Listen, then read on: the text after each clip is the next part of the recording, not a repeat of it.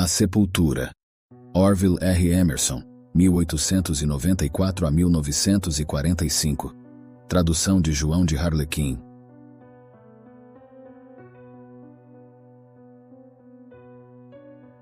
O final desta história chamou a minha atenção pela primeira vez, quando meu amigo do exército, From Wheeler, voltou de sua viagem ao Monte Camel, com uma história realmente muito estranha e extremamente difícil de acreditar. Devido à minha curiosidade exagerada, acreditei o suficiente para voltar ao monte com From, para ver se descobriríamos mais alguma coisa. E depois de cavar um pouco no local onde a história dele começou, chegamos a um antigo abrigo que havia desabado, ou pelo menos onde todas as entradas haviam sido soterradas. Lá encontramos, escrito em papel de correspondência alemã, uma história terrível. Encontramos o diário no dia de Natal, em 1918, durante a viagem no carro do coronel até a vila de Vatou, na província belga de Flandres, onde estava o nosso regimento. Claro, você já ouviu falar do Monte Camel. Mais de uma vez ele apareceu em reportagens de jornais quando trocou de lado durante alguns dos combates mais ferozes da guerra.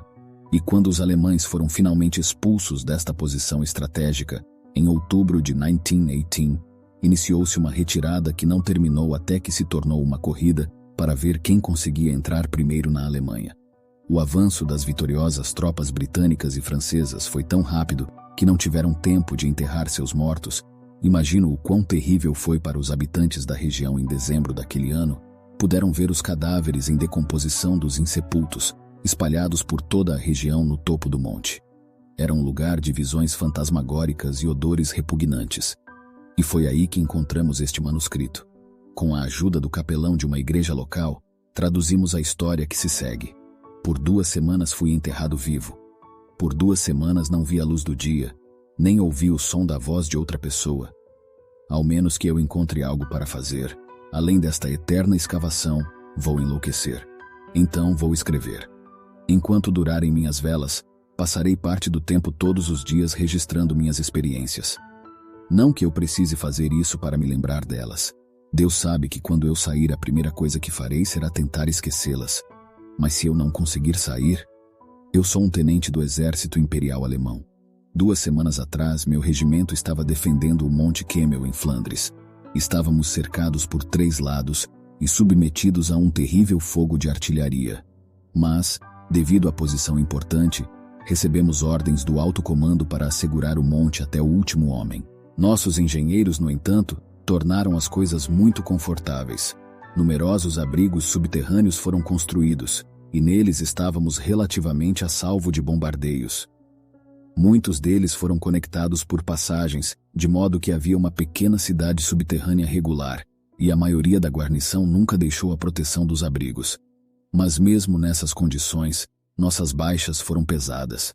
Os vigias tinham que ser mantidos acima do solo, e de vez em quando, um ataque direto de um dos enormes canhões ferroviários destruía até mesmo alguns dos abrigos. Há pouco mais de 2 semanas, não tenho certeza, pois perdi a conta do número exato de dias, o bombardeio usual aumentou 100 vezes. Com cerca de 20 de meus outros companheiros, eu estava dormindo em um dos abrigos mais rasos. O tremendo aumento no bombardeio me despertou assustado. O meu primeiro impulso foi ir imediatamente para um abrigo mais profundo, que estava conectado ao que eu estava anteriormente por uma passagem subterrânea. Era um abrigo menor, construído a alguns metros mais abaixo do que o anterior. Ele era usado como uma espécie de despensa e ninguém deveria dormir lá. Mas parecia a mim mais seguro, e sozinho, eu me arrastei para dentro dele. Milhares de vezes desejei ter trazido outro homem comigo, mas minhas chances de fazer isso logo se foram. Eu mal havia entrado no abrigo menor quando houve uma tremenda explosão atrás de mim. O chão tremeu como se uma mina tivesse explodido abaixo de nós. Se esse foi realmente o caso, ou se algum projétil explosivo de calibre extra grande havia atingido o abrigo atrás de mim, eu nunca vou saber. Depois que o choque da explosão havia passado, voltei à passagem. Na metade do caminho, descobri que as vigas acima haviam caído, permitindo que a terra assentasse, e meu caminho estava efetivamente bloqueado. Então voltei para o abrigo e esperei sozinho por várias horas de bombardeios terríveis. A única outra entrada para o abrigo em que eu estava era a entrada principal da trincheira acima, e todos aqueles que estiveram acima do solo, haviam entrado em abrigos muito antes disso. Portanto, não podia esperar que alguém entrasse enquanto o bombardeio continuasse. E quando finalmente cessasse, certamente haveria um ataque. Como eu não queria ser morto por uma granada lançada na entrada, permaneci acordado para sair AOS primeiros sinais de cessação do bombardeio e juntar-me a AOS camaradas que ainda restassem na colina. Após cerca de 6 horas de intenso bombardeio, todo o som acima do solo pareceu diminuir. 5 minutos se passaram, depois 10. Certamente o ataque estava chegando. Corri para a escada que levava à entrada. Quando estava a alguns passos da porta, houve um clarão ofuscante e uma explosão ensurdecedora. Eu me senti caindo, então a escuridão engoliu tudo. Quanto tempo fiquei inconsciente no abrigo? Eu nunca soube, mas depois do que pareceu um longo tempo, logo fiquei consciente de uma dor aguda no braço esquerdo. Eu não conseguia movê-lo. Abri meus olhos e encontrei apenas escuridão. Senti dor e rigidez por todo o corpo. Devagar, levantei-me, risquei um fósforo, encontrei uma vela, acendi e consultei o relógio. Tinha parado. Eu não sabia quanto tempo havia permanecido ali inconsciente. Todo o barulho do bombardeio havia cessado. Fiquei parado e escutei por algum tempo, mas não consegui ouvir nenhum som de qualquer tipo. Meu olhar caiu na escada que levava à entrada. Comecei em alarme. O final do abrigo, onde ficava a entrada, estava totalmente soterrada. Eu me aproximei e olhei mais de perto. A entrada estava completamente cheia de terra na parte inferior, e nenhuma luz de qualquer tipo podia ser vista de cima. Fui até a passagem para a despensa, embora lembrasse que havia desabado. Examinei atentamente as vigas caídas. Entre duas delas pude sentir um leve movimento de ar. Aqui estava uma abertura para o mundo exterior. Tentei mover as madeiras, o melhor que pude com um braço, apenas para precipitar uma pequena avalanche de terra que encheu a rachadura. Rapidamente cavei a terra até sentir novamente o movimento de ar. Este pode ser o único lugar onde eu poderia obter ar fresco. Eu estava convencido de que seria necessário um trabalho árduo para abrir qualquer uma das passagens, e comecei a sentir fome. Felizmente, os oficiais mantinham suas rações armazenadas neste abrigo. Havia comida, um bom suprimento de enlatados e pão duro. Encontrei também um barril de água e cerca de uma dezena de garrafas de vinho, que achei muito bom. Depois de aliviar meu apetite e terminar uma das garrafas de vinho, senti sono, e embora meu braço esquerdo me doesse consideravelmente, logo adormeci. O tempo que me permiti para escrever acabou, então vou parar por hoje. Depois de realizar minha tarefa diária de cavar amanhã, voltarei a escrever. Já sinto minha mente mais saudável. Certamente a ajuda virá em breve. De qualquer forma, dentro de mais 2 semanas terei me libertado. Já estou na metade da escada, e minhas rações vão durar muito tempo. Eu as dividi para que assim seja. Ontem não tive vontade de escrever depois de terminar minha escavação. Meu braço doía intensamente. Acho que usei demais. Mas hoje eu fui mais cuidadoso, por isso me sinto melhor. Estou preocupado de novo. Hoje, por 2 vezes, grandes pilhas de terra desabaram onde as vigas acima estavam soltas, caindo na passagem tanta terra quanto posso remover em um dia. Mais 2 dias antes que eu possa contar em sair sozinho. As rações terão que ser estendidas um pouco mais. A quantidade diária já é bem pequena, mas vou continuar com minha conta. A partir do momento que fiquei consciente, acionei meu relógio e desde então tenho contado os dias.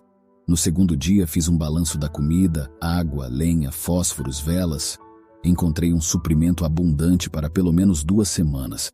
Eu não esperava ficar mais do que alguns dias em minha prisão.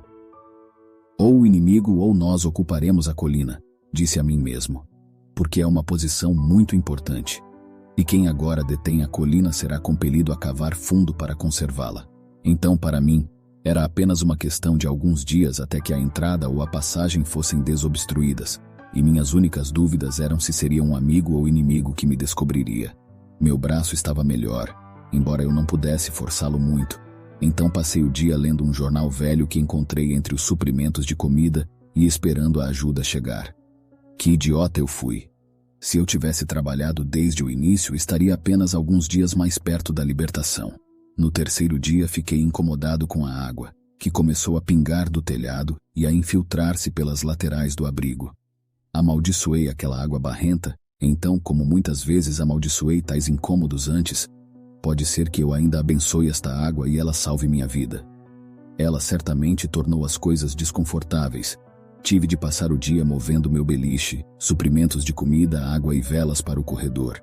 Por um espaço de cerca de 3 metros, estava desobstruído e, sendo um pouco mais alto que o abrigo, era mais seco e confortável. Além disso, descobri que o ar era muito melhor aqui, mais fresco. Praticamente todo o meu suprimento de ar fresco entrava pela fenda entre as madeiras, e pensei que talvez os ratos não me incomodassem tanto à noite. Mais uma vez passei o resto do dia simplesmente esperando ajuda. Foi no 4º dia que realmente comecei a me sentir inquieto. De repente, ficou gravado em minha mente que eu não tinha ouvido o som de um conflito, desde o projétil fatal que explodiu à entrada. Qual era o significado do silêncio? Por que não ouvi sons de luta? Estava quieto como um túmulo. Que morte horrível de se morrer, enterrado vivo. Um pânico terrível tomou conta de mim. Mas minha vontade e razão se reafirmaram. Com o tempo, devo ser capaz de me desenterrar por meus próprios esforços. Levaria tempo, mas poderia ser feito. Então, embora eu não pudesse usar meu braço esquerdo, passei o resto daquele dia e todos os 2 dias seguintes cavando a terra da entrada e carregando-a de volta para o canto mais distante do abrigo. No 7º dia, após recobrar a consciência, eu estava cansado e rígido devido aos meus esforços indesejados dos 3 dias anteriores. A essa altura, eu podia ver que era uma questão de semanas, 2 ou 3 pelo menos, antes que eu pudesse ter esperança de me libertar. Eu poderia ser resgatado em uma data anterior, mas sem ajuda externa, provavelmente levaria mais 3 semanas de trabalho para que eu pudesse cavar um caminho para sair. A terra já havia cedido do topo, onde as vigas se separam, e eu só pude consertar o dano no telhado da escada de maneira grosseira com um braço. Mas meu braço esquerdo estava muito melhor. Com um dia de descanso, eu seria capaz de usá-lo muito bem. Além do mais, devo conservar minha energia. Assim passei o 7º dia descansando e orando por minha rápida libertação de uma sepultura viva. Também redistribui minha alimentação com base em mais 3 semanas. Isso tornava as porções diárias bem pequenas, especialmente porque a escavação era um trabalho extenuante. Havia um grande estoque de velas, de modo que eu tinha bastante luz para qualquer trabalho, mas o abastecimento de água me incomodava. Quase metade do pequeno barril se foi na primeira semana. Decidi beber apenas uma vez por dia. Os 6 dias seguintes foram todos os dias de trabalho febril, alimentação leve e bebida ainda mais leve. Mas apesar de todos os meus esforços, apenas 1/4 do barril sobrou ao final de 2 semanas, e o horror da situação cresceu em mim. Minha imaginação não ficaria quieta. Eu imaginava para mim mesmo as agonias que viriam, quando eu teria ainda menos comida e água do que agora.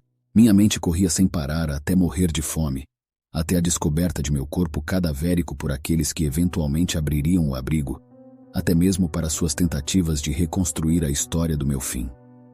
E acrescentando ao desconforto físico, estavam os malditos vermes, infestando o abrigo e minha pessoa. Fazia 1 mês que eu não lavava o meu rosto. Os ratos ficaram tão ousados que tive que deixar uma vela acesa a noite toda para me proteger durante o sono, em parte para aliviar minha mente, quando comecei a escrever minhas experiências. A princípio servia com um alívio, mas agora, enquanto o leio, o terror crescente deste lugar horrível me domina. Eu pararia de escrever, mas algum impulso me impele a escrever todos os dias. 3 semanas se passaram desde que fui enterrado nesta sepultura viva. Hoje bebi a última gota de água do barril. Há uma poça de água estagnada na porta do abrigo, suja, viscosa e verde-oliva com fezes de ratos. Sempre ali alimentada por pingos do telhado. Ainda não consigo bebê-la. Hoje dividi meu suprimento de comida para mais uma semana. Deus sabe que as porções já eram pequenas o suficiente. Mas houve tantos desmoronamentos recentemente que nunca consigo terminar de limpar a entrada em mais uma semana.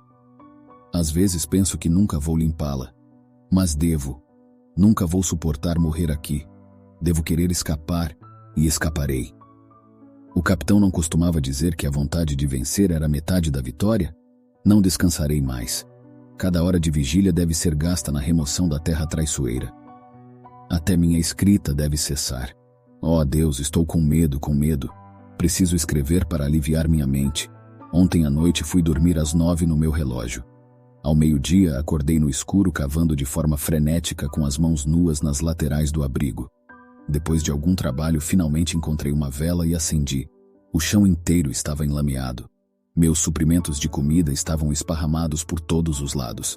A caixa de velas havia sido derramada. Minhas unhas estavam quebradas e ensanguentadas por arranhar o chão. Percebi que estava fora de mim. E então veio o medo. Medo sombrio e furioso. Medo da insanidade. Há dias que bebo a água estagnada do chão. Só não sei há quanto tempo. Só me resta uma refeição, mas devo guardá-la. Eu comi hoje, há 3 dias estou sem comer. Hoje peguei um dos ratos que infestam o local. Ele era grande também. Deu-me uma mordida terrível na mão, mas eu o matei. Eu me sinto melhor hoje. Tive alguns pesadelos ultimamente, mas eles não me incomodam agora. Aquele rato foi duro, no entanto. Acho que terminarei essa escavação e voltarei ao meu regimento em 1 ou 2 dias. Céus, tenha misericórdia. Devo estar fora de mim metade do tempo agora. Não tenho absolutamente nenhuma lembrança de ter escrito este último registro. Me sinto febril e fraco. Se eu tivesse forças, acho que poderia terminar de limpar a entrada em 1 ou 2 dias. Mas só posso trabalhar por um curto período de tempo. Estou começando a perder as esperanças. Feitiços selvagens recaem sobre mim com mais frequência agora. Acordo cansado de esforços dos quais não consigo me lembrar. Ossos de ratos roídos estão espalhados, mas não me lembro de comê-los. Em meus momentos de lucidez, pareço não conseguir pegá-los, pois eles são muito cautelosos e eu muito fraco. Tenho algum alívio mastigando as velas, mas não me atrevo a comer todas elas. Tenho medo do escuro, tenho medo dos ratos, mas o pior medo de todos é o medo hediondo de mim mesmo. Minha mente está quebrando. Devo escapar logo ou serei um pouco melhor que um animal selvagem. Oh Deus, envie ajuda, estou ficando louco. Terror, desespero, desespero. Este é o fim? Tive uma ideia brilhante. O descanso traz de volta a força. Quanto mais uma pessoa descansa, mais forte ela deve ficar. Já estou descansando há muito tempo. Semanas ou meses, não sei qual. Então eu devo ser muito forte. Minha febre me deixou. Então ouça. Resta apenas um pouco de terra no caminho da entrada. Vou sair e rastejar por ela, assim como uma toupeira, direto para a luz do sol. Eu me sinto muito mais forte do que uma toupeira. Então este é o fim de meu pequeno conto. Uma história triste, mas com um final feliz. Luz do sol, um final muito feliz. E esse foi o fim do manuscrito. Resta a mim apenas contar a estranha história de From Wheeler, a qual me trouxe até aqui. No começo eu não acreditei, mas agora eu acredito. Vou contá-la exatamente como From Wheeler havia me narrado, e você pode acreditar ou não. Logo depois que fui alojado numa hospedaria em Watu, disse From Wheeler, decidi sair e ver o Monte Camel. Eu tinha ouvido falar que as coisas eram horríveis naquele lugar, mas eu realmente não estava preparado para as condições que encontrei. Eu tinha visto mortos insepultos perto de Huller e no Argonne, mas já se passaram 2 meses desde a luta no Monte Camel, e ainda havia muitos mortos insepultos. Também havia outra coisa que eu nunca tinha visto, que era a vida enterrada. Ao subir ao ponto mais alto do morro, fui atraído por um movimento de terra solta na beira de um enorme buraco de granada. A terra parecia estar caindo de um centro comum, como se a sujeira abaixo estivesse sendo removida. Enquanto eu observava, de repente fiquei horrorizado ao ver um longo e magro braço emergir do chão. Desapareceu, arrastando consigo um pouco de terra. Houve um movimento de terra sobre uma área maior, e o braço reapareceu, juntamente com a cabeça e os ombros de um homem. Ele se levantou do chão, ao que parecia, sacudiu a sujeira de seu corpo como um cachorro gigante e ficou ereto. Eu nunca quero ver outra criatura assim.